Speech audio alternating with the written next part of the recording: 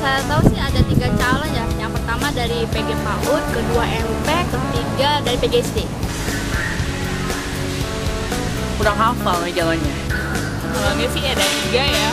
Ya, ada dari MP, PAUD, sama PGSD.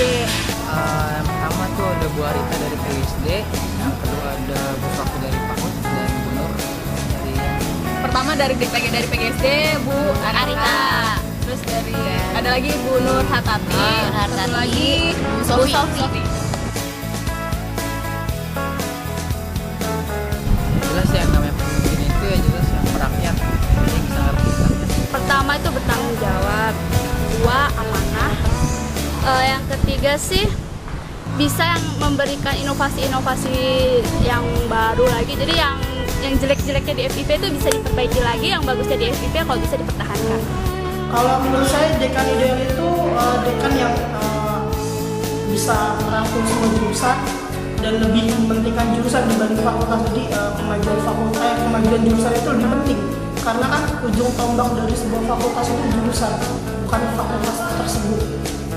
Kalau menurut saya dekan ideal itu memperhatikan semua jurusan yang ada di FIP.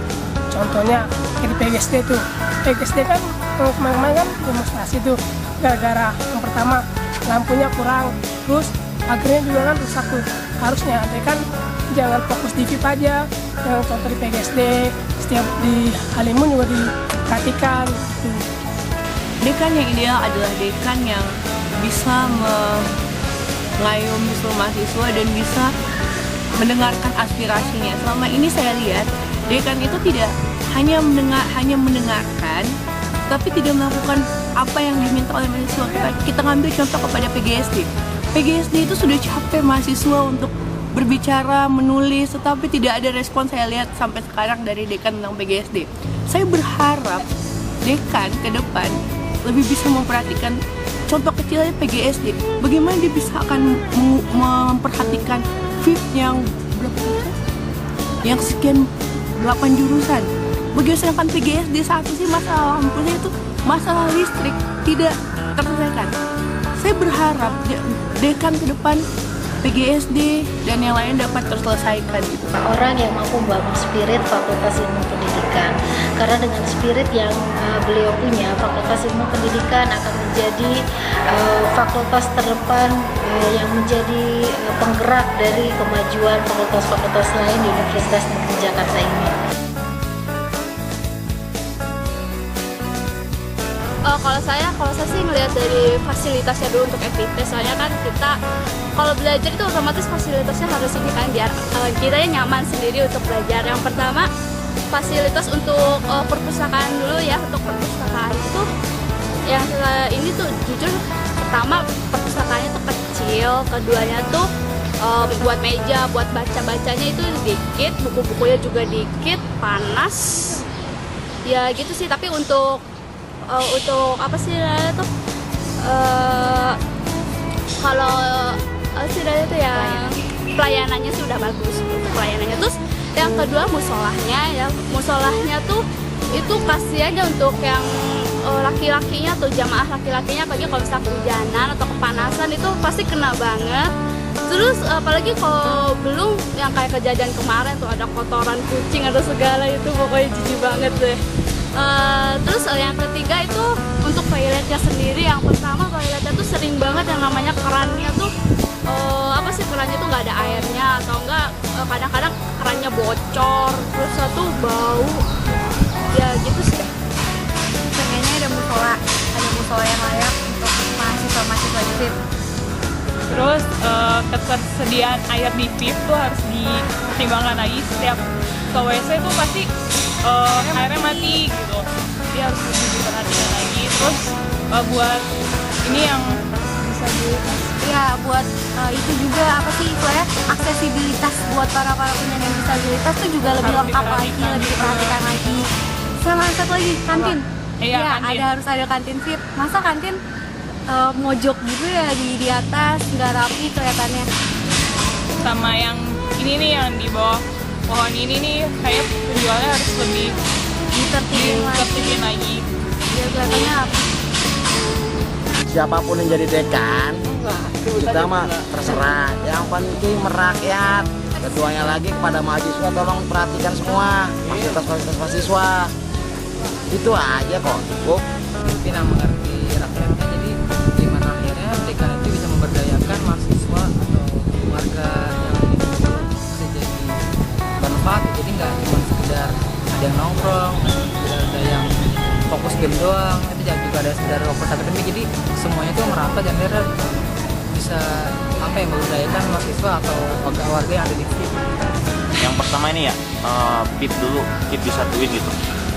Masalahnya kasihan gitu kan dari PGSD juga gitu kan yang jauh-jauh, terus psikologi juga yang dengar-dengar katanya mau memisahkan diri, tapi mudah-mudahan enggak lah gitu.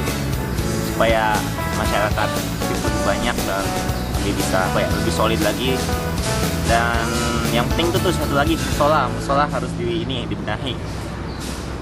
Buat senyaman mungkin agar terutama buat yang mahasiswinya gitu kan bisa mudah untuk melaksanakan sholat, karena yang namanya mahasiswi gitu kan ya, perempuan gitu kan dalam agama juga, kalau sholat itu ya jangan jauh-jauh.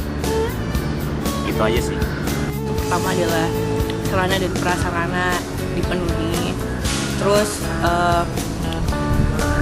kebutuhan mahasiswa, dan terutama yang penting adalah dekan yang bisa mendengar suara hati dari mahasiswa. Semoga dekan lebih memperhatikan setiap jurusan yang ada, jurusan FIP, jangan cuma yang ada di FIP tapi di luar FIP. Banyak sih, cuman intinya sih ya itu bisa lebih transparan sama lebih pro ke mahasiswa aja gitu. Jangan sampai mahasiswa ngadain acara gitu, dia nggak tahu itunya apa ya, gitu. Sama pendanaan terkait keorganisasian gitu, kalau bisa lebih proporsional lagi. Jadi mungkin ini ya, lebih bisa dana kemahasiswaan itu bisa ditaruh ke jurusan, jangan hanya di fakultas gitu.